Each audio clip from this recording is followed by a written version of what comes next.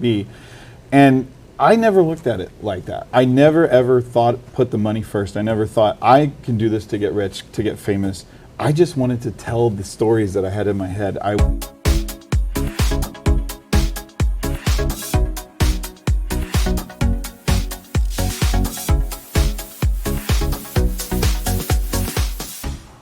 Hey, I'm Loren Norris with Storypower TV, and you know, it's not uncommon in the days, especially with the barrier to entry being lowered so far and the opportunity for anybody with a cell phone to make projects that they call movies or film or content.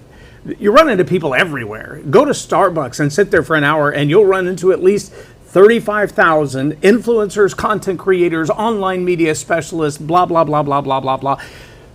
But you know as well as I do, they're like saying entrepreneur. There are some of those people who they haven't made enough money to get out of their own way. They haven't made an impact. They really don't even have a concept. I mean, there's some people out there that they grab their cell phone or they grab a nice camera and a drone and they follow people around with classic cars or rented Lamborghinis, and all of a sudden they're a superstar and they're making superstars. And the truth is they're not contributing a thing to society. It's not getting better by the work that they're doing. They have no impact at all. And then from time to time you run across these people that they're very obscure. You don't know who they are, what they're up to, but they're paying attention and they know how to make a change. They know how to bring about transformation. Well, if you've been watching Storypower TV for any period of time, you know that a lot of people on this show, they're not really boisterous, they're not loud and out there, so to speak, but they're experts, absolute experts at what they do. Well, what if I told you I found a hybrid?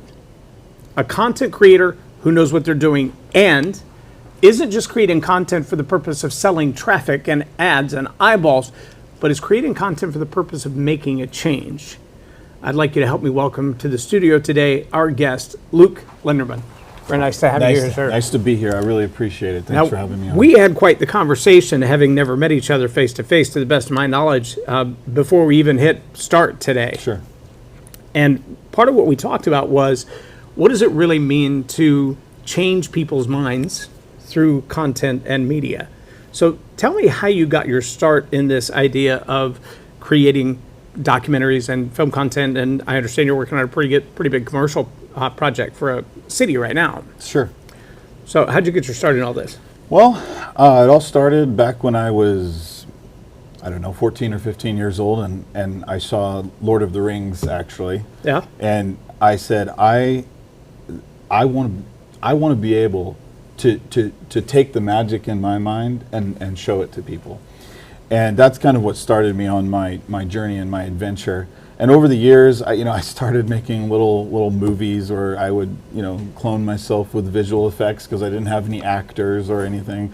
And, as I did that, I gained lots of skills along the way, and I'm completely self-taught. I didn't go to film school. I actually learned everything I know off of YouTube and the internet. There you go. Which is a totally viable way to learn anything these days. I mean, yeah, for $400 right now, you can get the equivalent of a bachelor's degree in psychology, thanks to Dr. Peterson. Exactly.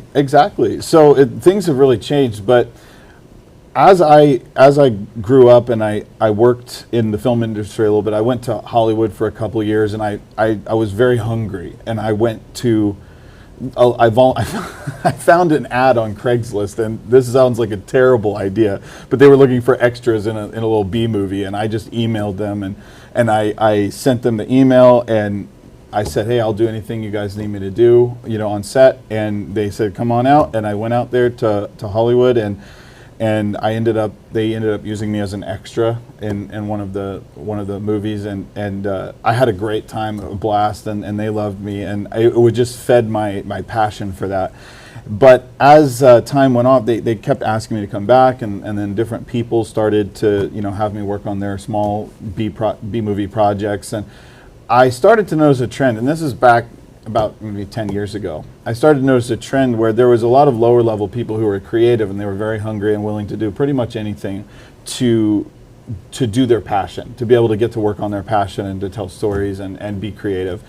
And I noticed that the higher up people didn't really have a true appreciation for that talent, that creativity, that drive. And I realized that a lot of people kind of were in it to make money. They were in it to have some fame, some money, whatever that might be. And I never looked at it like that. I never ever thought put the money first. I never thought I can do this to get rich, to get famous. I just wanted to tell the stories that I had in my head. I wanted to share with people experiences and take them on adventures. And so I decided to quit working for all those people, and I just moved back to Oregon, where I'm originally from.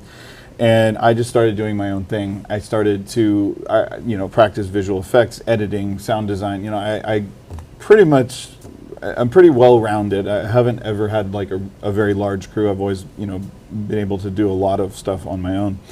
And as time went on, I started to notice that what I was believing in, which was the power of storytelling, not filmmaking, because as time's gone on, you have YouTube, Facebook, Instagram, the internet. Like everybody now, anybody who can pick up a phone can call themselves a filmmaker, and that's great. That's great. It's really awesome that people can create anything that they want. And it's not untrue that they're not filmmakers. No, it's not. I mean, they're just as much a filmmaker as Scorsese or Oh, anybody absolutely. else. Steven Spielberg said, if you want to be a filmmaker, all you do is got to pick up a camera and go make a movie. And I completely agree with that. But that's not, stories are so much more special and powerful than people realize. Like, there's a reason that there's a war of the mind right now. There's a war of information, and there has been for quite some time. It's just kind of shown itself more and more as we've gone on. But stories, I believe, are one of, if not the most powerful driving force on the planet Earth or in the universe. They're dealing with emotional and spiritual powers that a lot of people don't understand. And so I realized that much power has to have responsibility that comes with it. Right. And so I set out to, in any of the things that I've ever done, I wanted to make wholesome, interesting, truthful stories that didn't tell people how to think, that led people on an adventure and left a trail of breadcrumbs for them to decide what they wanted, for them to take what they wanted out of it, or discover what was there. And sorry, go ahead. I think a lot of storytelling, good storytelling, is like a Russian nesting doll. Yes, right? yes, And absolutely. so it's not just what you see on the surface. It's when you take that cap off and there's another doll that looks exactly like it, but it's a different size and it contains different things, and you take that cap off and there's another one and it looks just like it.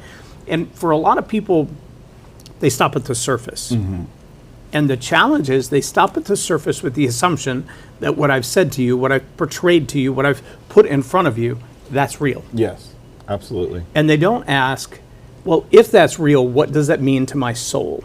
If that's real, what does that mean to my future? If that's real, what does it reveal to me about my past? Mm-hmm.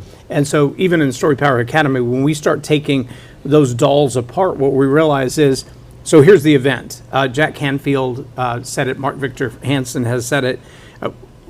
We all have circumstances that we deal with. We don't have a whole lot of control of those. Mm-hmm. What we do have control of is how we deal with them. What Amen to E that. plus R equals O, right? The event plus your response equals your outcome. But most people stop at the surface doll. This is what I was told, this is what I heard, that's what it is. Mm-hmm. When you take that one off and you go to the Dr. Phil level and you go, so how does that make you feel? Well, it was just the event. Yeah, but you responded to that event, right? So how did it make you feel? Well, then that opens a whole nother can of worms.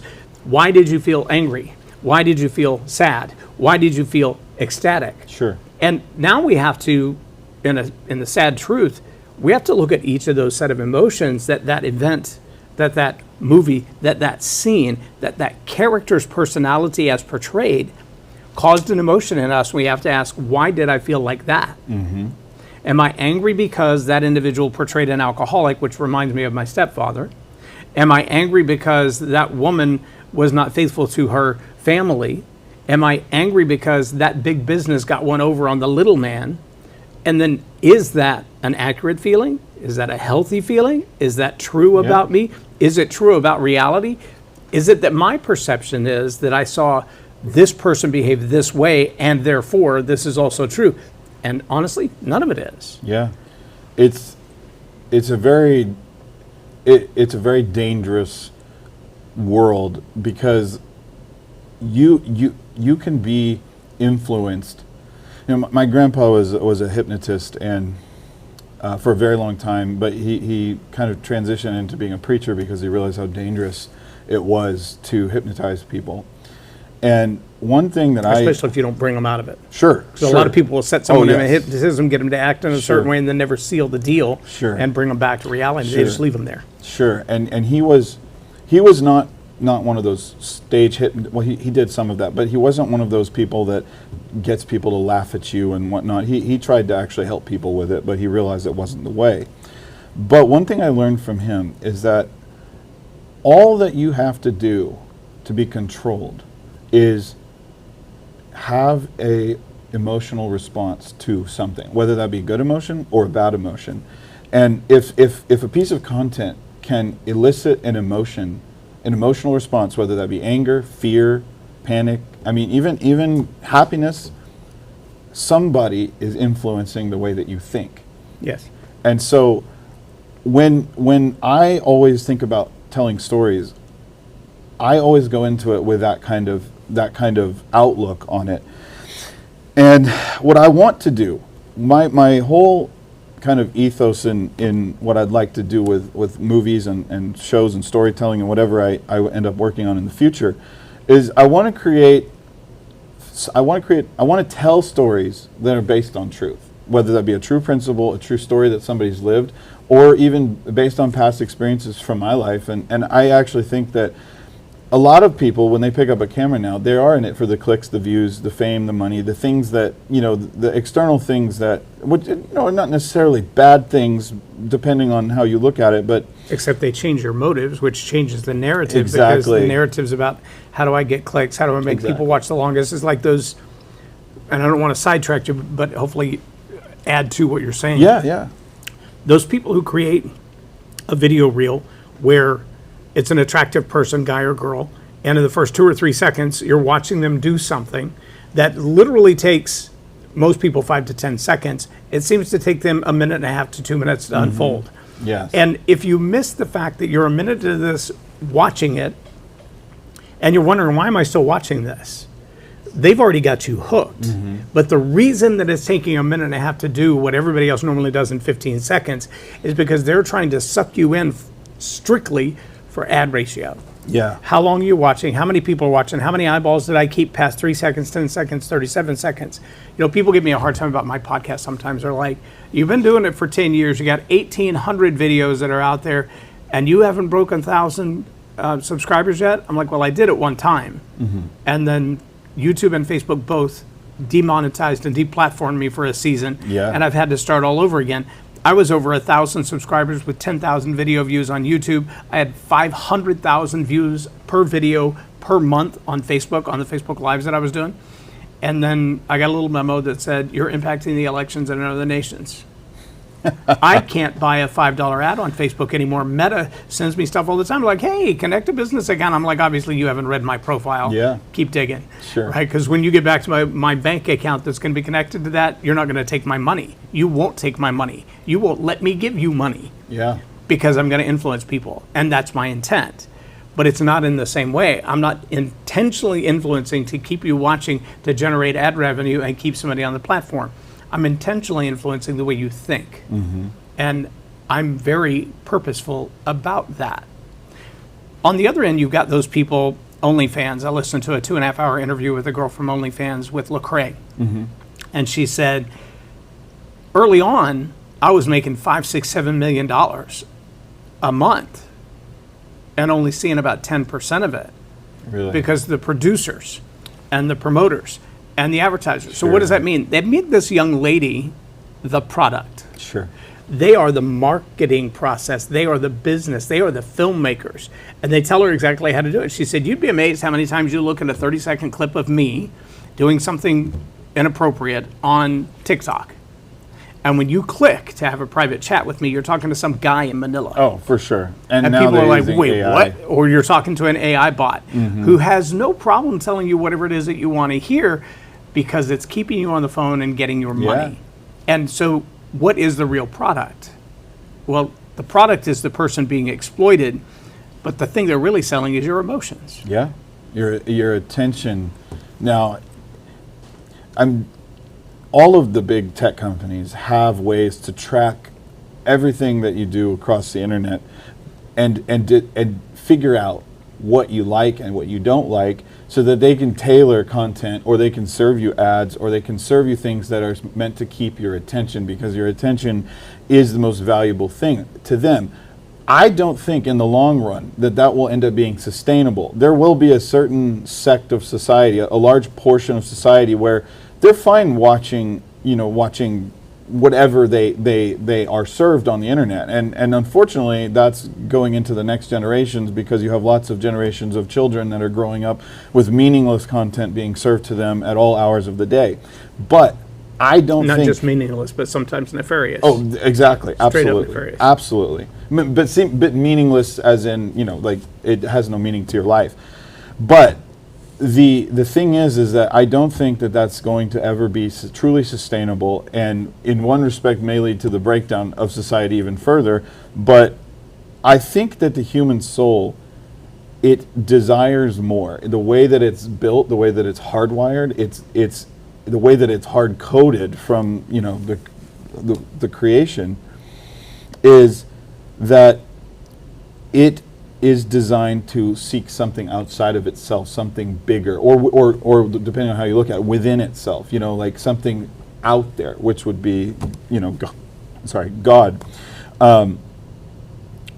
There's always a deeper meaning and a deeper understanding that can be had, and I think the human soul desires that beyond anything. And when you constantly are distracted by everything that there is in the world, I mean, even something as seemingly innocent as just working a normal job or anything, it's all really designed to be a distraction from finding what your true purpose, your true God-given purpose is in life.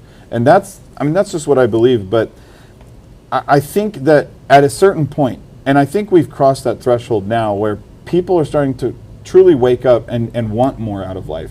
And that's why I'm making a show that is designed to inspire people and show them that it's possible to break free from having to depend on people that have more money than you, that have more knowledge than you, that have more authority than you. I want to teach people basic skills of how to live without relying on basic survival skills that we've kind of forgotten as a society. How do you have your own food? Like you raise some chickens, grow a garden. If you can get people to understand that stuff, then you can also teach people how to have a business, how to explore your creative endeavors. Because I think that you're not just put on this earth to just exist, to just be born, grow up, find somebody and marry them, go to work, raise some kids, and then you die. You're not here to please yourself. Yeah, you're not. There's got to be something more than that, and I think that speaks to what I was saying, where the human soul desires more than just what you can gain from money and power and pleasing yourself, like you said. I think that everyone, if we were created by God in His image, at least I like to tell myself that He probably put a little bit of that creative power that He has into us. I think it's the greatest gift that He's given us is imagination. Yes, imagination. It's imaginative, creative inspiration, because I don't think any idea is original. I think that it comes from somewhere. And if you look at what human beings have done, and the technological advancements, I mean, you look at movies, sci-fi movies from 10, 20 years ago. We are now. Some of them are straight up laughable, right? The alien was plastic and rubber, and sure, it looked like a puppet, basically. But also, a lot of the things that people simply imagined, are becoming real now. And so I think if you can imagine it, if you can think it, it's probably possible. And I think it goes to speak to what you were saying a little bit before we started, where you have to be careful what you think, because what's true in your mind is true, to a certain extent. and you can create whatever reality that you want. And all of this kind of connects, and the technology and the narrative, the grand narrative of all of the news media and whatever people, whatever groups are involved with whatever agendas they have, can shape how you think. And if you're not careful of what you put into your mind, if you're not careful of what you consume, then you may be getting lost in very many ways. Well, and I think the challenge for a lot of people is that they follow the narrative that's laid out in front of them. So if the news media has a storyline, they're going to feed whatever bits and facts. Sure. And I think the perfect illustration of that is you see the videos, memes, right? Maybe it's just a still image, and it's a dog with a kitten in his mouth. And on the one hand, all you see is the dog looks like he's trying to eat the kitten, but the picture from the other side shows a whole different scene. Same image, two different angles. I tell people when I'm training storytellers, if you're at an intersection and there's a car accident, you watch a red car run into a blue car. Yeah. And in the blue car, there's a young mom and her young daughter, and the daughter dies. So the blue car is victim. The red car is perpetrator. For the rest of your life, you'll never want to own a red car. Because in your subconscious mind, one of those nesting dolls down, there is the information that the red car is the killer. Yes. And so regardless of all the other circumstances, but at that intersection, there may have been 5 other witnesses. And when they tell their story, there's 10 different stories. Sure. 5 witnesses, 10 stories. And they're all based on pre-existing conditions, pre-existing emotions, pre-existing understandings or lack thereof. And when we take a kid from elementary school through high school, and we tell them America is bad, socialism is better, imperialism is horrible, colonialization has been the downfall of human structure, society, you can't expect them to become 21 and go, I'm going to go start a business. Either they're going to go work for somebody or they're going to sit around and wait for you to send them a check, one of the two. The idea that they're going to go out and start something of their own, build something from the ground up, blood, sweat, and tears, toil for that thing, very, very, very, very slim. Because they haven't been taught that that's an expectation. Sure. So it sounds like some of the projects that you and your mother are working on are along the lines of how do we educate kids that there is a better opportunity, there's a better way to do this. Tell us a little bit about that. Yeah, absolutely. To what you said, people, it's not really until you've had everything that you want and that you get everything that you need, you realize that you feel empty still. You feel like there's something missing. And when you work hard for something, when you work to earn it, that in and of itself is the reward. The journey becomes the reward. And that's what people don't realize, is that no matter how much money you have, I mean, I feel like there's a pretty heavy correlation with really, really, really rich people who have more money than they know what to do with. They have everything that they want. It always seems, for whatever reason, that they take a turn for the worse, or there's exceptions, but it seems like people who have too much in excess have no purpose, or at least they don't know their purpose or know how to find it anymore. And what I aim to do with this story that I'm going to start telling, which is American Pioneers is the name of our show, is I want to tell the story of everyday hardworking people who are like the everyday heroes, like the unsung heroes of modern society. Because you think of what a pioneer is back in the old days. You might imagine the wagon trains or Lewis and Clark, or people forging ahead into the wilderness. Well, yeah, but there's still modern day pioneers every day that are forging ahead and making their way in this new frontier. And the similarities are, it took so much faith and determination to, you got to think about, like, back in those days, America was almost completely unexplored. Like, they didn't know what was out there. And they forged ahead into the unknown knowing that they wanted to see what was on the other side of that mountain, knowing that there might be a better life, that they could build something for themselves. Or you might be eaten by a mountain lion. Exactly. But the danger, but see, that's what I think is God placed things, the best things in life, directly on the other side of danger, things most worthwhile. Yeah. Because if you don't have something to overcome, then you have nothing. You have nothing to gain, nothing to lose. You know, what are you going to do? You're going to sit in a room your whole life and watch TV? You know, like, I feel like faith. Unfortunately, there are a lot of people who find that to be perfectly comfortable. Well, and there's nothing wrong with that if that's what makes you happy. I think there's something wrong with that. But I don't think that anybody who does that will ever truly be content with their life. Well, they may be content. I looked up the definition of content one time. Mm-hmm. You ever looked it up? No, I have not. Complacent. That's a really good. Contentment. Yeah. When you get to complacent, it's content to a fault. Sure. So being content, as in, I accept the circumstances as they are, and I'll have faith to move on regardless. Mm-hmm. Nobody should look at, I'm overweight and I'm not eating well, and I'm content with that. Sure. Nobody should look at, and my finances are a mess, and I'm okay with that. Mm-hmm. That's not the kind of contentment we're talking about. What we're talking about is that pursuit of things that don't belong to you. Sure. Which is where content and covetousness begin to cross a line, right? Sure. And that envy for other people's stuff. But like you said before, if you're doing what you're made to do, and you're doing what you're made to do with excellence, then there's a consistent, constant pursuit of that thing, sure.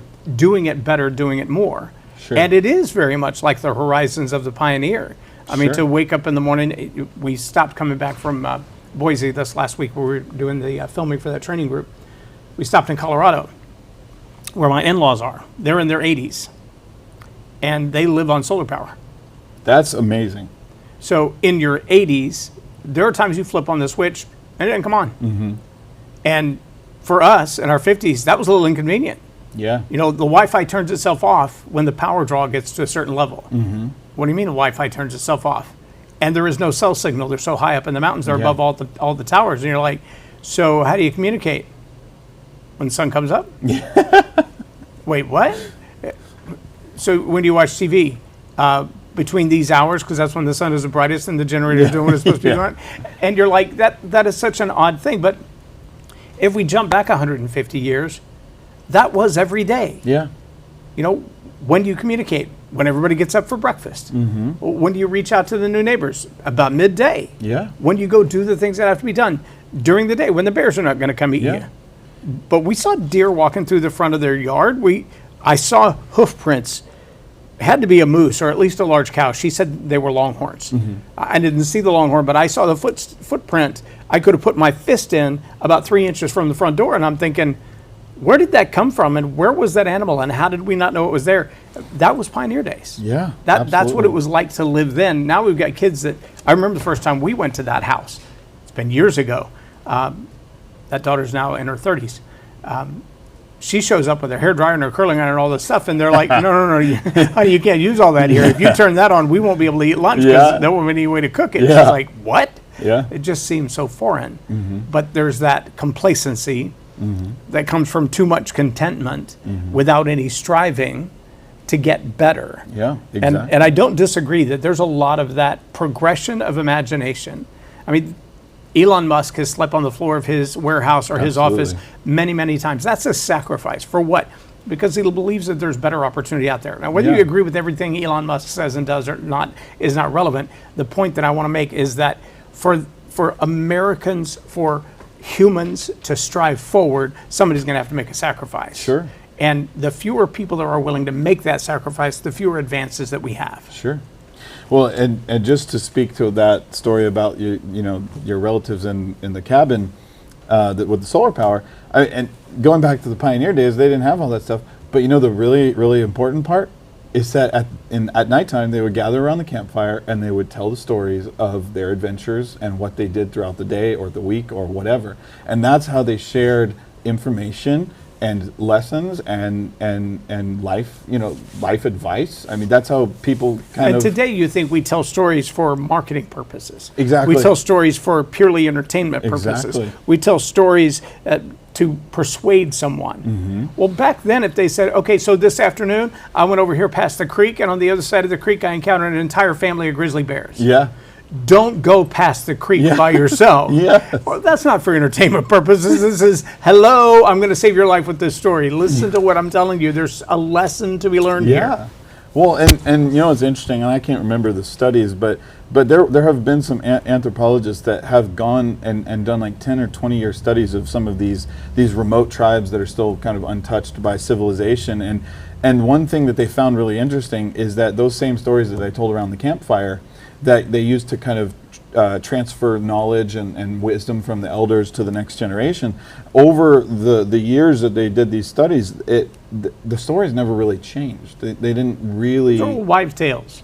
Yeah, but the stories never really changed because the way that when they tell those stories, like you were just saying, it's to transfer of information, a transfer of wisdom and lessons learned, and whether or not whatever stories were true, the things that they believed were transferred accurately through those stories. And I mean, you can say the same thing about the Bible. I mean, It's experiential knowledge. exactly. Well, and sometimes, when I taught the Dale Carnegie course, one of the things that what Dale Carnegie taught people to do was this 2-minute story. And in his expression of it, this is a recap, if you will. Mm-hmm. This is for you to go out and experience the lesson that I just taught you, put it into action, and come back and tell me the results of that. He called it a 2-minute report. Mm-hmm. And so the 2-minute report involved actually experiencing this thing that you said that you learned, Mm-hmm. and then see what the results are. Sure. If I told you don't condemn, criticize, or complain, which is the first 3 golden C's of the 32 rules, he said, if I taught you that, I want you to live through this next week, I love this one, with the heightened awareness of not complaining and choosing not to complain intentionally. And when you have that encounter where the opportunity to complain was easily there and you chose not to do it, come back and tell us about that. Yeah. What a brilliant way to teach. Sure. Come back and report back to me that I taught you something, you understood the lesson, you applied the lesson, you got a result from the lesson, and now you can tell me about the lesson. Why? Because that 2-minute report multiplies itself 100,000 times over, because you'll never just tell that story once. Yeah. The next time you see your teenager ready to complain about something, let me tell you what happened the last time I chose not to complain. Yeah. Right? And so it's a lesson format that teaches a lesson to become a better lesson. Yeah. They call them old wives' tales. It's really kind of funny. I have a book of, is it from the 1800s? I think it's 1890s, somewhere around there, of home remedies. Some weird stuff in there. Oh, I'm sure. So you look at it and you go, an example, my grandmother, who died 35 years ago, 25 years ago, was in her late 70s when she died. When I was a young kid, probably 10 or 12 years old, one of our dogs got snake bit. Oh, yeah. And she said, well, I just finished cooking the bacon. That should save his life. And I'm like, help me understand where those two go together. Yeah. And so they literally, they took gunpowder and Vaseline and put it on the snake bite, on the area. And then they took the bacon grease, cooled it off just enough that it wouldn't burn, scald his insides, and yet left it hot enough that it was liquefied, right? And they poured that down his throat, which forced him to throw up. And so one took the venom, the Vaseline and gunpowder, pulled the venom out of the bite, and the other took all the venom that was already in his bloodstream and his gut out of the gut. Interesting. That dog lived another 8 years. Well, I mean, it makes kind of Vaseline sense. and bacon grease. Who would have thought that's going to save your dog's But if life? you think about it, like, fat has a very high absorption property, Yes, right? it does. So I mean, the thinking there, the is kind of sound, really. And it's amazing. We come to this place today where we run to the grocery store for an anti-inflammatory or a painkiller or this, that, or the other. I have a client who's an Eastern medicine doctor, And she's like, don't ever take another painkiller. Don't ever take another anti-inflammatory. The inflammation is telling you something you need to solve. Yes. Taking the anti-inflammatory prolongs the problem and it masks the symptom. It doesn't solve the problem. You're treating the symptom, not the problem. But there have been billions of dollars made on that. Oh, yeah. Okay, so how are pharmaceutical sales, as an example, any different than marketers who are using a story? Yeah. Right? What was it, Excedrin PM that came out several years ago, and it showed the mom having a tough day, and she's like, oh, it's time for Excedrin PM. I'm going to take my pills and I'm going to get my sleep. Or Calgon, take me away. I don't know if you remember those. It may be too early for you. No, But I do. it was all about life is rough, life is tough, being a mom is hard. I'm going to slip away into the bathroom and run a bubble bath and all my troubles will go away. No, they won't. The minute you turn off the bathtub water, they're going to be pounding on the door to come in. Those guys aren't going away anywhere for at least another 18 years. And yet the story can sell that notion, true or not. Yeah. And the reticular activating system in the brain goes about solving the problem. Sure. It doesn't know the past from the future, from the present. It doesn't know if it's right or wrong. All it knows is if there's an emotion and an idea, I can put those two together and execute something. Sure. And they become instructions to solve a problem. So how do you, in your storytelling, how do you decide? Because I found for myself, I create a lot of content. There's no guarantee any of it's worthwhile. But to discern out of what I've created, what the world wants to see and hear, that editing process is the hardest thing for me. I've written 7 books. I've only published 4 of the 7. But there's a whole lot of stuff that ends up on the cutting room floor, so to speak. How do you decide what goes in and what goes out? You know, so many people may not believe this, but I don't ever have a system.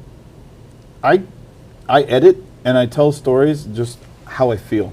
I just go off my gut feeling. And sometimes it takes me a little while longer to do that. But so far, it's never led me astray.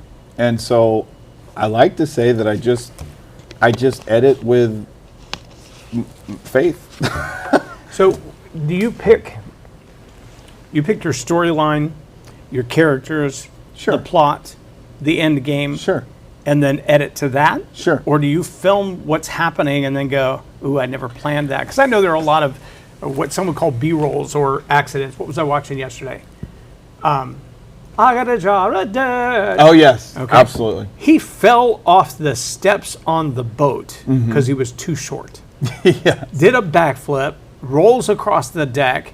Everybody's like, cut, cut, cut, cut, cut. It's the most popular scene and the most quoted scene from the movie. Yeah, absolutely. Because he did the backflip, fell down the steps, and then stood up, and the jar wasn't broke. And he cheered that he didn't break the jar. And everybody was like, what a moron. You know, we're going to have to do the whole scene over. And they're like, in the end, that's what the audience loved. Oh, I use scripts sometimes. In like a narrative-driven, movie or something. I would use a script and because it's a guide, but like it's never going to take it as gospel. But I do like to do unscripted, completely. Like I'll record. I won't even tell my actors or my talent or whoever. Like I'm interviewing someone, I'll never tell them I'm starting to record. You noticed my producer was recording us before we started the yes, show. I did. I did actually notice that, and I was like, good man. I would say that the most natural, because I'm all about authenticity. Like I don't like to fabricate reality. I like to sometimes, it's nice to like be able to recreate something that you couldn't capture, but like some of the best interviews I've ever filmed, I didn't use any of the interview. I just used what happened before when they didn't know that they were on camera. Right. And because they're themselves and they're real. And so when you speak to that Pirates of the Caribbean scene, by the way, they're never going to make a pirate movie, a series like that ever again. That Johnny Depp did an amazing job in that. Like that He character. played the drunk like nobody I've ever seen. Yeah, that character. Of course, he lives it sometimes Sure, too. But, sure. but he played it very well. No, but who he was in that, I think, authentically came from somewhere within him that you can't invent. But yeah, I capture what I can from reality in the most authentic way possible, and then when I'm editing, Yeah, a lot of, it's actually been a problem of mine because like I fall in love with certain things that I've filmed and I'm like, I really love that, but sometimes you have to kill your darlings and so sometimes I'll edit an entire video and then I will get to the end and I'll be like, I'm just going to restart because You have to reshuffle. yeah, just like see what else comes out. Wipe the slate clean. Yeah. But so the one thing that, and I'm reticent to say I am not a huge fan of AI for a lot of reasons. Sure. The primary reason is I am not convinced that humans still have control of AI. Yeah, So I'm not either. And I believe that AI, all on its own, has an anti-human nefarious intent. Yeah, why wouldn't People it? think I'm crazy to ascribe intent to AI, but I believe there's already enough evidence there, and I'm not a genius and I'm not an expert. Yeah, sure. One of the procedural, it's a process that AI uses in tools like CapCut and is it OneSlice or something like that, and there's another one that I use that when you load the video in it, the first thing it does is take a transcript. The next thing it does is take that transcript and run it against an AI algorithm that says, if I look at all of the social media tools out there, which one have you chosen? I use Munch. So in Munch, I can use Twitter, TikTok, Instagram, Facebook, or YouTube. Sure. Well, if I click YouTube as the platform that I'm going to put this video to, Munch takes that transcript and compares it to all the things that are popular right now. And it looks for keywords that cross over. And then it'll take the 30 to 90 second clip in which those words appeared in my video and create a short with the words on screen, et cetera, et cetera. Well, my problem in doing that, as opposed to having AI do that, is if I didn't think it was important, I wouldn't have said it in the first place, right? So for me to look at a 30-minute teaching and go, ooh, this is the minute that's going to get them. I don't think in sound bites like that. Yeah. My brain is, in the top 5 strength finders, connectedness is in my top 3. So I see ideas that many people go, those are random and unassociated, and I don't know why you'd even bring them up together. And I'm like, oh, give me a few minutes and I'll explain how they're not only related, but they're integral to each other. And if think you like that as abandon well. one. All right, so for me then to look at my own work, like you said, kill my darlings, it's 30 minutes of darling. I didn't do the podcast because I was bored. I did the podcast because I had to, because a message was burning alive in me, and here's what it is. Sure. And there's no 190 seconds of it more important than any other. That's like saying, well, if you read the Bible, which part's the best? Sure. Well, what part are you silly enough to leave out? That's kind of the way I feel. But AI's ability to look at it and go, here's everything you said. Out of the 5,000 words that you threw out there, these 400 really poke people in their nature to go, I want to hear the rest of what you said. I love AI for that. Sure. Not because I'm not capable of that, but because it does what I would do so much more efficiently. But when I have people that come to me and they say, help me write the speech that sells, I think that client's not looking for a speech coach. That client is looking for AI. Yeah. And they're perfectly okay with the content that they're producing not being authentically them. Yes. I have people that come in here all the time to sit in the same chair that you're in right now, and they're like, okay, what questions you're going to ask me? I don't know. Well, how should I answer them? I don't care. Well, what's most important? Whatever you say. And I want to have a curiosity-based conversation. Yeah. I want to learn things with the audience as we go through this journey together. I don't want you to come to me for an infomercial. If we do that, it's $1,500. I'll be glad to film an infomercial with you. We'll talk about exactly. I'll script it. I'll play the role. I'll read it, and it'll say infomercial right down at the bottom right corner of it. This is a paid advertisement, but that's not what I do. Yeah. And so there are a lot of people that sit in that chair, and they're very nervous to start with because they have no idea where this is going to go. And I'm like, I don't have any idea where it's going to go. I mean, this show has one question, which I haven't asked you yet. Who is Jesus to you? Are you asking me right now? I'm asking you right now. I'll put you on the spot. To me, let me put it this way. I grew up in Southern Oregon and in the mountains. Like I lived in a small town, and to find my peace, every day I'd get up and I'd take my 4x4, and like I'd get up at 5 a.m. and I'd just drive to the top of a mountain. And no matter what was going on in my life, no matter the problems that I faced, the anxieties that I felt, I would just drive to the top of a mountain and I would hang up my hammock and I'd sit there and watch the endless oceans of trees and mountains, and just listen to the birds chirping and the trees swaying in the wind. And I would just listen for whatever would come into my heart. And, you know, I could have sworn there was a few times where I heard a little whisper on the wind, you know. But when I would do that, no matter what happened in my life prior to that, I would find that when I come down that mountain, I was at peace with my life. And I have to say that, you know, because I never grew up going to church much. You know, like my grandfather was a pastor, but, you know, and I would help him. I would film his sermons, and I help his with his video stuff, and I learned a lot from that. But to me, I never found Jesus and God. I never found them in a book or in a church. To me, Jesus is a symbol of true forgiveness, of what, I mean, of God's promise, really. I mean, you think about it, he, like, how do you put that into words? I mean, at least better than the Bible, but it's an example of the true love that God has for us as human beings, you know? Like, he said, Jesus will die to take away your sins. And most people don't really think about that. Like, the way I think about it is, someone loved me enough to sacrifice their son, or, you know, the whatever however you want to describe them, to show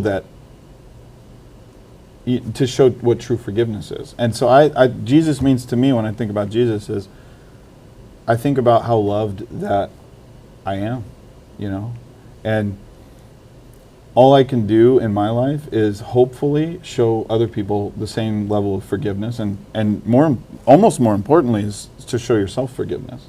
Because if you can't forgive yourself, then how can you forgive anyone else who does you wrong? So when I would go to the mountains, I wouldn't necessarily pray, but I would sit there and I would listen, and I would just kind of find my center. And so I can't really intellectualize what Jesus means to me, but, you know, the way that I tell my stories and the way that I feel, I think it comes out in just, you know, how I go about my life, or at least I hope it does. And so, just Jesus is love, really, true love. I mean, that's kind of all I can say about that, really. All right, Mr. Gump. That's all I got to say about that. Yeah. One of the things that fascinates me, there's a scripture, I believe it's in Matthew, when he says, you say that you don't know God because you haven't seen him. Mm-hmm. And yet I hold you accountable because you've seen nature, and by very nature I have expressed myself fully. Sure. And I think when you live in a small confined city, mm-hmm. large city or small city, you live in an environment where everything around you is closed in and it's man-made. Yeah. You have a different take on a creator. Mm-hmm. And when you get out there and, you know, I'm not thoroughly convinced the storms we've seen across America have been God-made storms. In the last few months, we've seen some stuff that I'm like, I would say, yeah, they've had a little bit of nefarious help. But generally speaking, when you see a thunderstorm roll from West Texas across, and you see that cloud that just appears out of nowhere, and then all of a sudden there's a storm, and then it blows through, and all the dust is settled, and the plants are watered, and then it goes on, you know, about its merry way, or it dissipates, and that's the end of it. And you think, generally speaking, 50 years ago, without any question, man can't do that. Yeah. Man can't make a tree grow like that, mm-hmm. or the birds sing like that, or the beaver do what the beaver does, and no other creature does that, right? Sure. But all those integral parts of society in the world that man doesn't manipulate mm-hmm. are so powerful as representations of something beyond us. Sure. And yet man looks at everything and says, well, look what I did. Look what I did. Look what I did. And God's like, well, yeah, but you couldn't have done that if I hadn't given you the imagination, if I hadn't given you the authority, if I hadn't put all the tools around, because you haven't created anything from nothing. Yeah. You've repositioned and reoriented things to work together to do what they do. Yeah. I mean, even the silicone chip, if it wasn't for magnetism and electronics and sand that you can melt into glass, you couldn't have Silicon Valley. Sure. And so that you didn't create anything, you reassembled parts in a different fashion. Yay, Sure. you. I do think that our imagination is the closest thing that we have to God. And I do believe that from my study, that I look at Jesus and realize this is one guy going, I want to take you to my Father's house. I'm the only one that knows the way. Sure. And I mean, there's a whole lot of ways to get to Jesus, but from Jesus to the Father, there's only one, and that's through him. Yeah. So I agree with that's my understanding of it anyway. Yeah. And I'll add a little bit to what Jesus means to me. I did a short stint as a wildland firefighter back when I lived in Oregon. That's what I did in the Air Force. Oh, great. Well, Crash fire that's rescue. awesome. Yeah. And I have to say it was one of the most fun, exhilarating, completely adventurous things that I've ever done. And I mean, I went to this private company that it wasn't the government firefighters; they were just contractors. But they put you through a simple physical test, and then they gave us 1 week of training, and then they just literally. My first call was, we drove, like 18 hours to the middle of nowhere in this mountain. We set up our tents, and then the crew chief looks at us, and he points up at this mountain that's completely on fire, like this 12,000 foot mountain, and he's like, "Yeah, we're gonna climb that tomorrow at 5 a.m." And I just looked at I thought to myself, I literally was shaking in my boots. I was like, what did I get myself into? Like, I am not physically fit for this. Like, why am I doing this? And to be honest, the drive was, at the time I was, I think, 18 or 19, and I just felt like I wanted to go out and be a man. I wanted Right. to High risk, high reward. Yeah, I wanted to find my adventurous independence.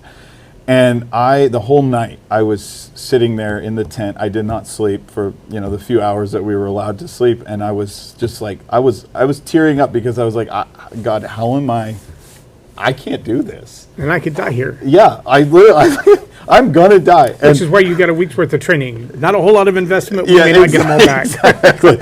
So the next morning we go up the mountain, and I always put the slowest person, as you probably know, at the beginning of the fire line. There's 20 guys on our crew, and because they don't want to leave the slow person behind. And so I was at the very forefront of this line of guys marching up this mountain, and I was breathing heavier than I had ever. I was a lot of stuff to carry. Yeah, and I didn't listen to their thing, and I overpacked some water, so I was maybe 15 pounds overweight on my backpack, and I tripped, and we were hiking up this pretty steep hill, and I tripped, and I fell, and I rolled backwards, and I rolled past all the guys, and I thought I was going down the hill.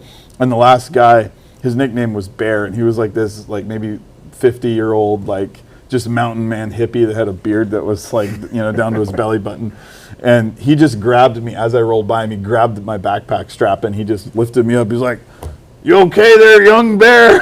And I'm like, "Yeah." He's like, "Just keep breathing, it'll get better." And so as I just kept going, and we came to this point where we had to go into this field that we climbed over this 6-foot tall fence to get into this field that was on fire, and there was not really much egress from that field, and there was a big stand of trees on the other side, and we were going to dig a fire line. And we go into the field, and we get to there, and we start digging the fire line, and we go into the forest part section, and we're just completely surrounded by blackberry bushes and big briars and thorns and stuff, and one side of it started catching on fire, and we were going to be boxed, and this was in a box canyon, so it was a 3-sided canyon, and as you probably know, the chimney effect. Yep. The hot shots were they went a little too fast, because we were trying to watch the fire, and this was actually a controlled burn, so hot shots, we were watching it with a wet line, and the hot shots went a little too fast, and the wind shifted, and the fire blew across the bottom of the canyon, and it started coming up at us. And I was terrified. I was absolutely terrified. There was flames all around us, and I remember thinking, like, how am I going to get out of this? Like, what if I don't come back? And a little voice said to me, just keep going. Just keep going. And I know it sounds simple, but like in that moment, I was no longer afraid anymore.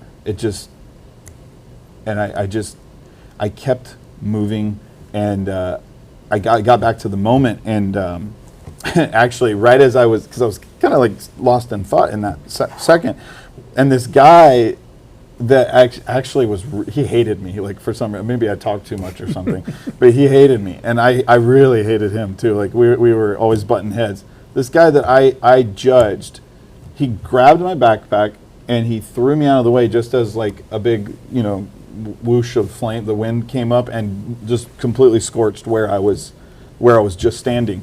And in that moment, I learned another lesson, which was do not judge people. Like, don't judge a book by its cover. But taking all that back to your question, what Jesus means to you is fear. I think life is very simple, and it all kind of connects to what we're talking about with stories and success and failures and all this. Life is truly about, or faith, I would say, is truly about learning to overcome fear. Because fear, like I think it was Winston Churchill who said it, that fear is, the only thing to fear is fear itself. And I would say that that's true. And I think that Jesus, the symbol of Jesus, the symbol of God, is that if you can find yourself in it's a little jumping spider. There we go. If you can find yourself in any sort of situation and you can look within yourself, and instead of reacting to the moment and having an emotional fight or flight response, and you call out to, let me also add to that, if you have no control over something, right, and you call out to something greater than yourself, oftentimes it will answer and it will show you the way out. And I think, I think that's what faith is just believing in something that you can't necessarily see, Yeah. It's very complicated. It's hard to describe. I think it's funny because you mentioned a couple of times, you said, being on the mountain, sometimes I hear that small voice, and in the middle of the fire, that same small voice. And I'm reminded, Joshua and Caleb, when they went in with the other spies, when he said to Joshua, just be bold. Yeah. You're like, where's the rest of the instructions? He's like, just be bold. Yeah. You're like, I need more than that. Yeah. I want more than that. But so often that's what it is. I mean, when Jesus walked to his disciples in the storm, he said to the storm, shh, peace, be still. Sure. There wasn't a long diatribe. No. He didn't have to explain anything. He chose to walk on the water. He's going to walk on the water. He tells the storm to shut up. The storm's going to shut up. Sure. Even with demons, he said, shut up and get out. That's it. That was the length of the conversation. A lot of people try to make faith more complicated than it is. Yeah, they try to make the person of Jesus more elaborate than he was. It was God in a man suit for 33 years. And then he got out of that suit and went back to space. But in that time, and I love Men in Black. She's like, here he's walking around in a brand new Edgar suit. And you're like, well, kind of. Looked a little broke to me, but, But I think that Jesus manifesting himself in human form gets overcomplicated. Yeah, for sure. It was very simplified. Sure. If I was going to go talk to the ants, I think I'd probably go like an ant. Yeah. Not like a squirrel. Sure. Or a bird that eats them. And I think it's a misunderstanding for a lot of people that we've got to be able to, separate this. There's got to be a dichotomy. We've got to break it down into something where I'm like, listen to him. Yeah. His longest instructions were the Beatitudes. Yeah. What is that, 500 words? I mean, it's not even a college essay. It was pretty simple stuff. Well, and perhaps that's why I'm a storyteller, because my language that I speak best in is the language of storytelling. And so I never have actually tried to intellectualize or verbalize what say Jesus means to me, but I think that the way that I conduct the choices that I make in my storytelling process, I think it speaks through me, what I believe in. And I hope that's always how I operate in the future, because some people, their language is music, writing, art, whatever it is, dance. There's so many different ways to express. The zen of motorcycle repair. You know what? That's meditation, right? That's. I mean, if you think about it, to speak to what you were saying about AI and stuff, I know a lot of people, and myself included, are unsure about how AI will. Because people thought that AI would take the cashiers, the cash register people's job, the mechanics' jobs first. Like they thought, oh yeah, it would take all the hardworking people's jobs. But what's really interesting is that the first thing that it's taking is the creative jobs, the imaginative jobs. It's affecting those jobs first, which is kind of funny because it is a low-hanging fruit because there's so much data, there's so much information out there on that stuff. But when you were saying about the AI just a few minutes ago, the AI, like you were saying, how it has a different perspective, like it's good at cutting out those things because realistically it's emotionless. It doesn't have any there's no attachment. There's no attachment to what you've done, so it can look at all the data based on what other people like. Yep. Yeah, but I don't think, and I could be wrong, but I don't think, no matter how advanced AI, no matter how seemingly godlike it becomes in the future, I don't think it can ever truly replace the need for people, human beings, to tell stories, because as I've heard other, famous artists say, that art and creation is all about one person's perspective. And very subjective, yeah, the reason that art is interesting to people and has value is because that piece of art, that person felt a certain way and they had a certain perspective on something, and so they felt compelled to create that. And I don't think that AI will ever truly be able to mimic that, because even if it can get 99% there, it's missing one important thing, and that is soul. It doesn't have a spirit. And I don't think an intellectual thinking machine, no matter how smart it gets, I don't think that what's the word, competency is equatable to having an inspired spirit or a soul. Like I just don't believe that. And I mean, I may be proven wrong one day if they put enough electricity and enough data. Have you seen stories written by AI? Yes. Oh yeah, I have. I've used AI in certain tasks and stuff, and I've done a lot of research into it. So one of my clients is working on a book, Mm-hmm. and there was a conversation. What I help my clients do is identify the stories in their life, like I crossed the creek and there was a grizzly bear. Sure. Right. To take that story and make it transferable to large numbers of audiences, or at a minimum, identify how that story relates to a particular audience, and then how do we convey it in a way that Sure. it's entertaining and conviction, and it brings transformation. In the course of this particular client's book, Mm-hmm. the ghostwriter created a story with AI. Sure. One paragraph. But it was so well written. The sequencing, the casting of characters, the depiction of emotion, the whole thing, it was really, really good. Sure. And I told the client, I'm like, that story is great. Where did it come from? Because I've spent about 30 hours with you and I've never heard that story. Mm-hmm. And my client said, I've never told that story. I'm like, well, is it true? No. I mean, not like that. Yeah. And I said, okay, so here's my challenge with an AI created story. And that is, if I were having a conversation with you and you're asking me to buy a product or a service from you that's worth $2,000, $3,000, $10,000, $20,000, and then I poke you on that story and I'm like, oh, so you were in this city visiting with that person. When were you there? Yeah. all of your body language tells me whether you're telling the truth or not when you respond to that. Amen. Oh, I was there last Tuesday. Yes. And well, your body says you weren't. So was it 2 years ago, 2 decades ago? When were you there? Yeah. What was that? Because I've been to that city many times. I know where that little park bench is right outside the Capitol Square. I love sitting there myself and just watching the river. Mm-hmm. But yeah, me too. I love that too. That's funny because from that bench you can't see the river. The river's on the other side of town, Sure. right?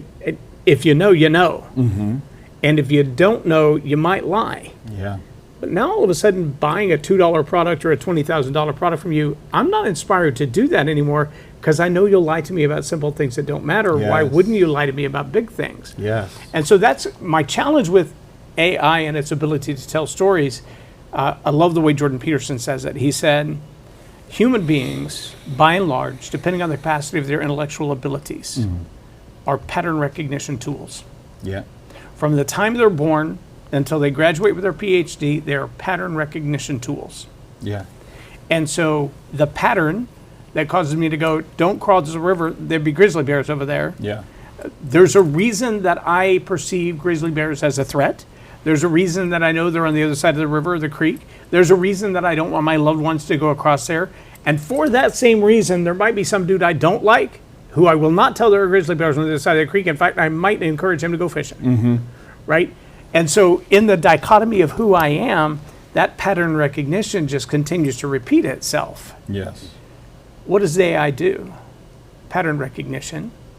The difference is the data that I have to discern as patterns and make decisions on is very limited to my life experiences, what I've read, what I've studied, et cetera, et cetera. And for a lot of people today who don't have the kind of library that I do, or perhaps you do, they don't have that kind of exposure. Yeah. And what they get from YouTube, which means you're only getting what YouTube has already curated for you Yes. to know. And as time goes on, like my friend who asked Rock 4, tell me about X, Y, Z, and it's like, yeah, there's nothing good to come of you knowing that, so I'm not going to give you that information. Wait, you get to decide what patterns I get to recognize? But see, AI has access to all of those things, all of your life experiences and all of mine. On a regular basis, I'll be on Meta and I'll get that little thing that says, is this content interesting to you? Yeah. And sometimes I just ignore it, and sometimes I click yes, even if I absolutely despise what they're putting in front of me. I love to mess with the algorithm. I'll sometimes put on my shorts and awesome. just let it run. And it'll go through these kind and those kind and them kind, and it's like, are you still watching? I'm like, do you need to know? Yeah. Right? Exactly. So you just keep serving up whatever you think I want to see next. Yeah. And sometimes I get the weirdest stuff. I've been at the top of my Facebook with a little reels pull up. I've had, just this morning, I had 4 individual reels next to me, and all of them were different infections or bugs crawling out from under the skin or giant Yeah. pimples being popped. I'm like, who would want to see that? I Yeah. mean, seriously, I don't want that crap. So I had to go through and open those reels and It's say, I don't want that. fishing. It's fishing. It's fishing for my psychology, Yeah. right? So AI is very good at that. Yeah. It's very good at the predictability of the human nature. If I say this and it reacts with this, then I should know. And I think humans really suck at having a poker face, I agree with you. especially when it comes to poker. I'm a sucker for, we have an Irish doodle named Sandy Dog. And Sandy is like a permanent toddler. She will get right up in your face, nose to nose, and then hit you with her paw to make sure you're paying attention. I'm like, you were laying on the phone I was looking at. You're in the middle of the book I was reading. You're on top of my dinner. How much more can I be paying attention to you? Yeah. Right? Sure. You jumped into my lap and you're bigger than my chair. How much more can I be paying attention? And even with that level of frustration that comes with that kind of a dog, if I see videos on Facebook about doodles, I watch them. Yeah. And what am I thinking? Yes, she's just like that. And then what do? I share it with my wife or my kids who have been Sure. around the dog, and they're like, yes, that it's like you made that video. I'm like, I know, isn't that weird? That's the mastery of AI and the algorithm and its ability to manipulate, control, seek out your emotions, and then make them into Play-Doh. Sure. If humans maintain that level of creativity and master that ability to gather the data and pull you into that story in that way, they will also have that level of mastery. Here's what AI doesn't have: the ability to cross the river and confront the grizzly bear. Yeah. I've been in studio for an interview with a guy who he and his brother were on a hunting trip up in the Northwest somewhere and attacked by a 700-pound grizzly bear. Yes. And The bear took the gun away from him. Wow. And he took it back. And they literally fought over it. He said, I spent almost a year in surgery, over 700 surgeries, reconstructing my face. My brother survived, though, because I fought the bear myself for my brother's sake. I kept telling him to leave and he wouldn't go. But he was already so injured he couldn't get away. How they survived that, I'd have to go back. There's a book and there's a story, and I've been there for the interview. Okay, but that kind of story, be bold. Yeah, I agree. That's what God has to say about it. Be bold. I 100% agree with you. And how many people would go, hold on, so that state has bears? Not going to that state. Well, but they're only in one part. And if you cross the river, you'll find them. And if you don't cross the river, you're all good. Yeah. Right? We have friends that moved to Texas from Florida, lived through a tornado 3 times. Oh. The last one moved their house on its foundation and threw iron timbers from a steel crafted building like the one that we're in that were 800, 900 pounds wrapped around the tree like a ribbon. And the steel posts that held them up, the 6 feet of concrete that was in the ground came with them and went through their house like insane. a javelin. And you're like, I don't think I want to be here. Yeah. And so now they're back in Florida, and the first week they're back, they get hit by a hurricane. I don't know what you're running from, but it's chasing you, my friend. To speak to that, I actually just survived a tornado just a few months ago. There's like an EF2 or EF1 that hit Heiko. Yeah? A direct hit on my house. Wow. It ripped half the roof off. Me, my sister, and my wife were actually right there on the property, and we had no warning. I was sitting in my office, and all of a sudden my mom texted me and said, do you see this warning? And I said, no. I go outside, and it's almost dark, and I look in the sky, and a lightning bolt flashes, and there's a tornado right there. And I said, oh my goodness. So I run, and my sister was on the other side of the property, and I was running around like crazy trying to find her because the phones weren't working. And what I didn't know is she had already gone to park her car and go to the house, and I was out there, and I was like, I can't find her. I can't find her. And then she's called me from the front door of the house. She's like, Luke, I'm in here. Come on. They were both standing there. And so I took off running. And as soon as I closed the door, they jumped in this little closet, like just a coat closet. And we have these wagons that were on the front porch, like these old, 1800s cowboy wagons. And one of them had got picked up and swept around the house and just blown through the front door, like the whole front door exploded through. And I just jumped on top of them inside the closet, and I was just thinking, oh, please, God, let this pass over us, unharmed. And it only lasted 30 seconds, but when we came out, just like that, I mean, it wasn't as bad as that one, but like it took some roof pieces off, and it just, the metal chopped trees in half, and we looked, and like a third of the roof was just missing off of our house. Yeah. And just to speak to your stories like that, in that moment, all you're thinking is, holy crap, this is, but it's am I ready to go if I have to go? And if not, then how do we restart? Yeah, and what goes next? The AI will never be able to experience that, because even if it has a robot body that is in a situation like that, it's not going to experience fear, and so therefore has no meaning to it, because it'll just build itself another body, or it has a million replacements. So this, like you said, those kinds of stories are the experiences that we as human beings experience, and the danger that the uncertainty that we experience in those, and making it through that is where we derive meaning from life.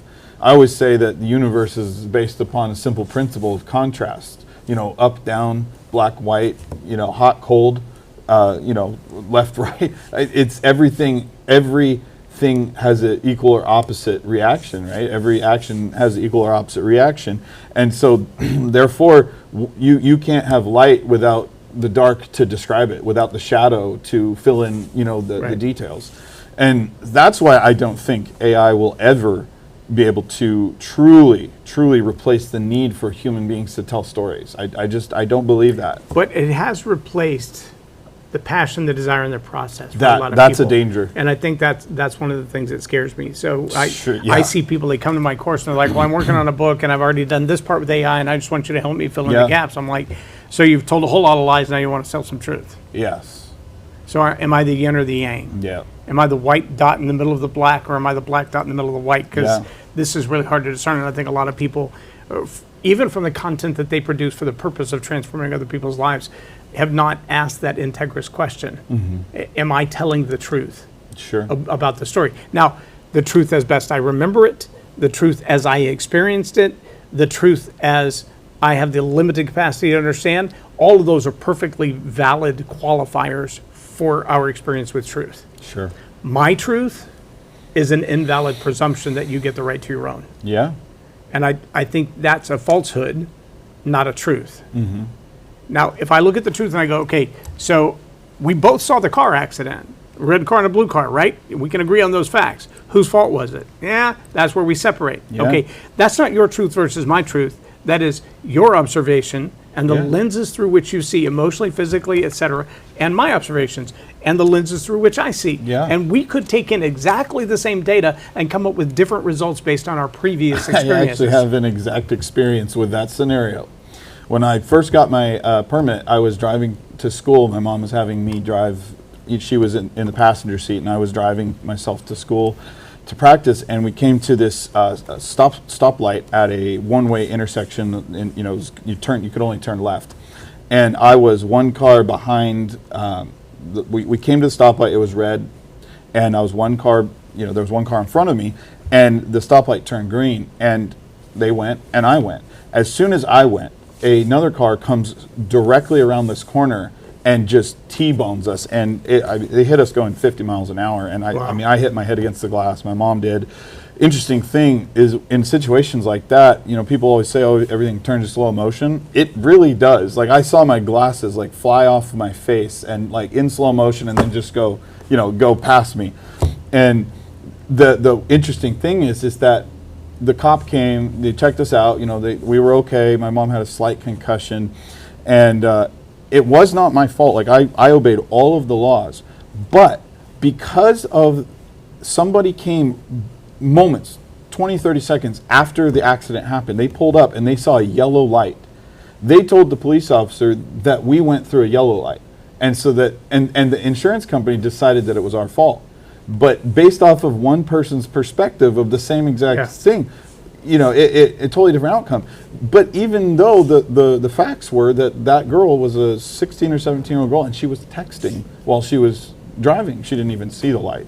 She never even stopped or slowed down. So just to speak to that scenario, I lived through that scenario, so I completely have an understanding based on what you're saying. And so now you may have a historical representation in your mind that says all teenage girls that drive in text are deadly. I mean, or every car that looks like that, or every intersection where you turn left, right? And some people get those subconscious triggers in their mind, and they hold on to that trigger, and every time a similar scenario comes up, all of their emotions go back to that moment. Yeah, sure. They feel the fear, they feel the pain, they feel the anger, they feel the unjustness, and all of that happens in the subconscious mind. Sure.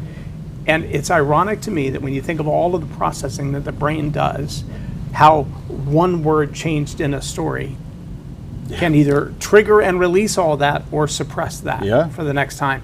And yet, even in Jesus' most elaborate conversations, less than an essay for your graduate degree. Mm-hmm. But in his most powerful, it was, I am. Be bold. Trust me. Sure. When I pray for people at the altar, I'll often say, God, give them a chance to climb up in your lap and call you daddy. Mm-hmm. Just to hear your heartbeat and hear you whisper in your ear, I love you and I got this.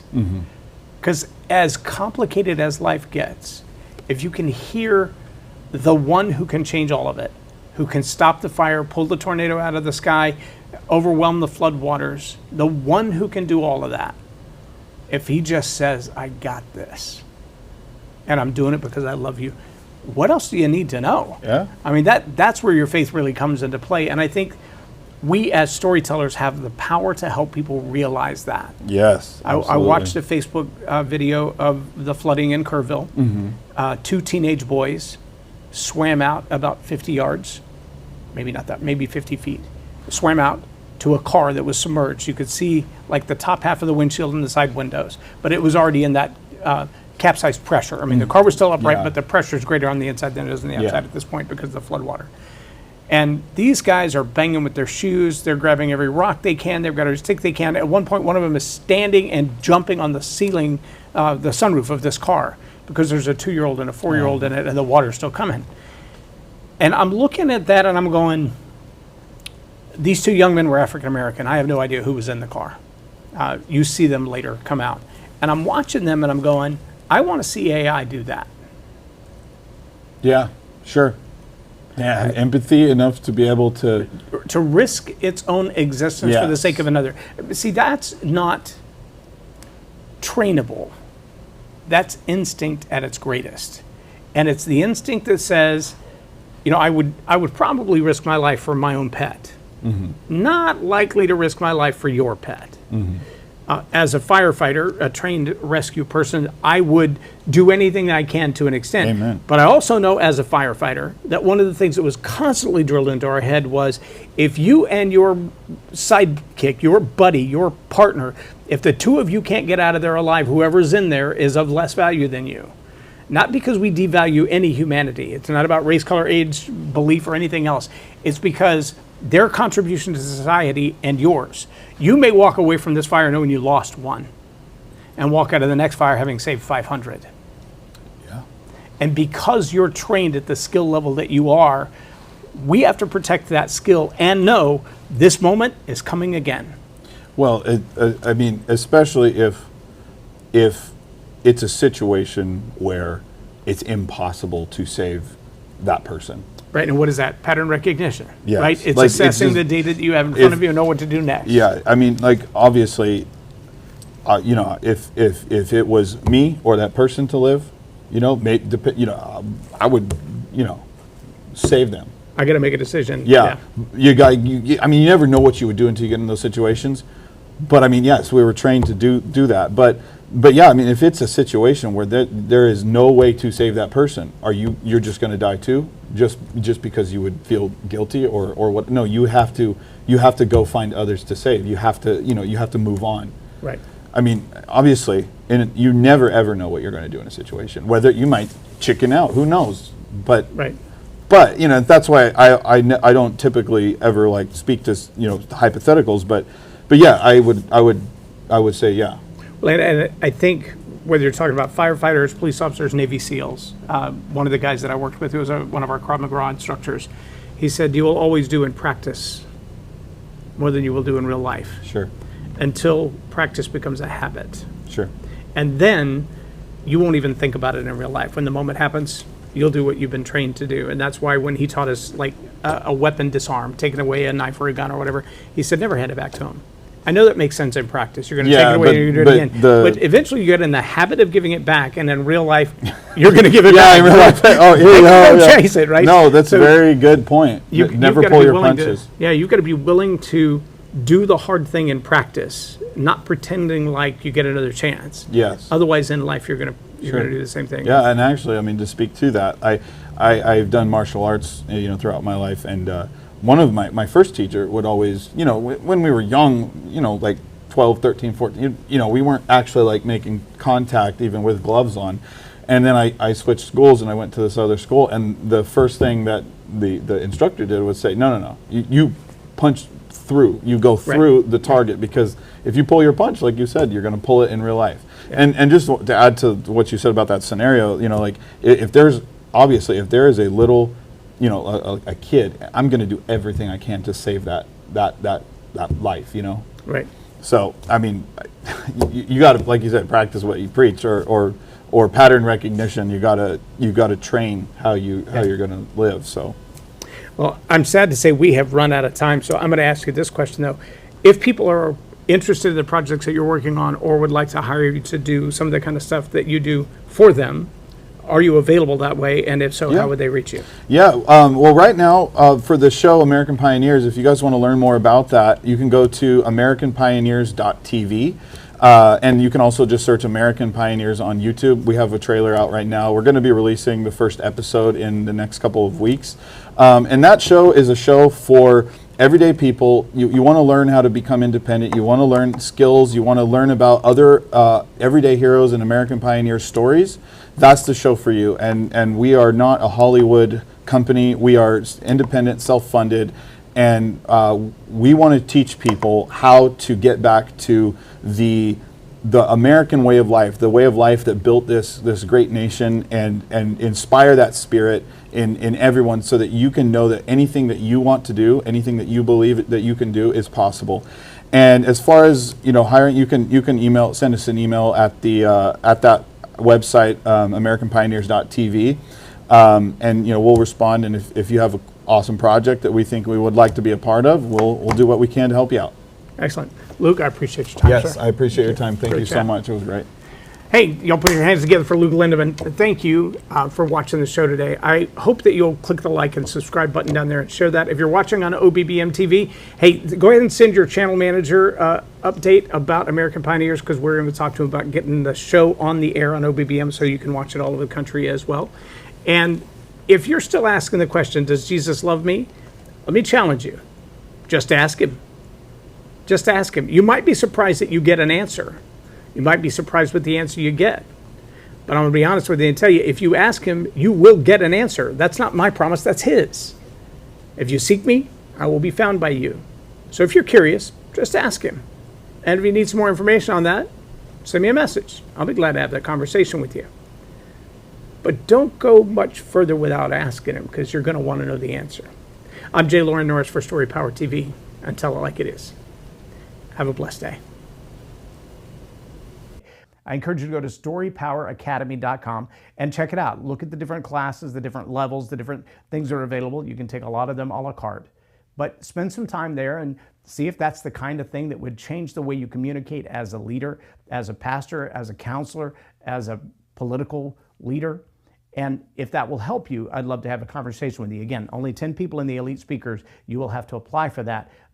But if you're a candidate, I'd love to have that conversation with you. I'm Loren Norris with Storypower Academy. I look forward to seeing you inside.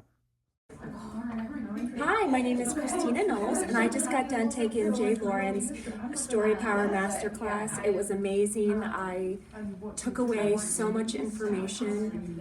One of the things that I really enjoyed being formally trained in media many years ago is the call to action. I will use that with every speaking engagement, and I'm so grateful that Loren just spoke truth into his teachings, and he is a true professional. And I know this might sound weird, but I've been taking certifications in different classes over the years, and Loren is not boring. I can't even believe I got here at 9, and then the class went by so fast that I was like, it's time to go already? And I was shocked that it was time to go already. So it's an awesome class. You're going to enjoy it, I promise. Bye.